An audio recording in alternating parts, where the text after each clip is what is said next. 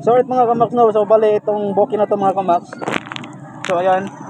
So Skechers, may COD siya dito mga kamax na Skechers Chrome cost to 196. So bali ito po ay isang scammers to siya mga kamax. Itong scammers mga kamax ay iba-iba po yung pangalan ng kanyang items mga kamax. So minsan ay pabili to siya na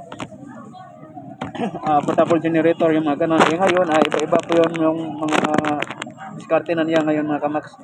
So pero yung amount is the same lang po mga kamax, to 196. So bali pag ma-pick up mo to siya mga kamax, itong Ma'am Sure sa bawon mga kamax, may 7-Eleven dyan na location.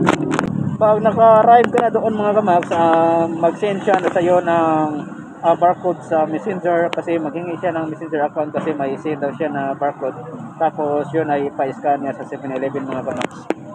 So pag mga ganyan mga kamax, isang scam po yun.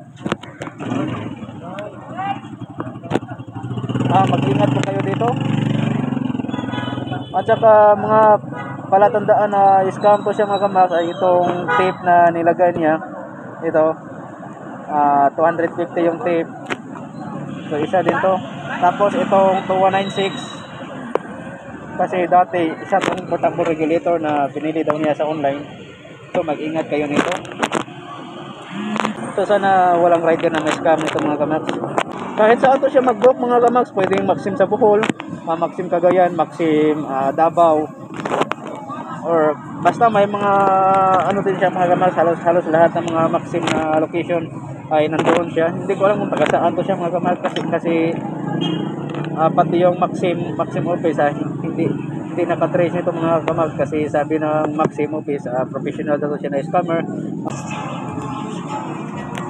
Tapos yung location niya sa pick up ay paiba-iba, pati yung drop off location paiba-iba din. Actually itong Gamboa Residence punta sa area. Itong drop off niya mga kamax ay bali wala siya doon, bali ano lang to niya mga kamax, ginawa lang to niya na drop off para may maniwala naman. Basta mag-ingat kayo nito mga kamax. Shout out sa mga bagong rider. So itong booking na to ay scam po to siya mga kamax. To 196, tandaan nyo yan. So ayan, may auto na pumasok, packing tabunok. So i-accept natin.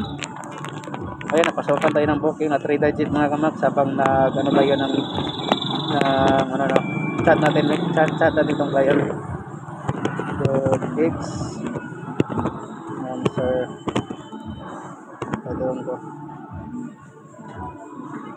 So yun, napasokan tayo ng 3 digits mga kamax. So puntahan natin. So hanggang dito na lang mga kamax. So mag-ingat kayo sa mga scammers mga kamax, kasi may booking ako na nakuha. Puntahan ko muna. So ingat kayo palagi mga kamax.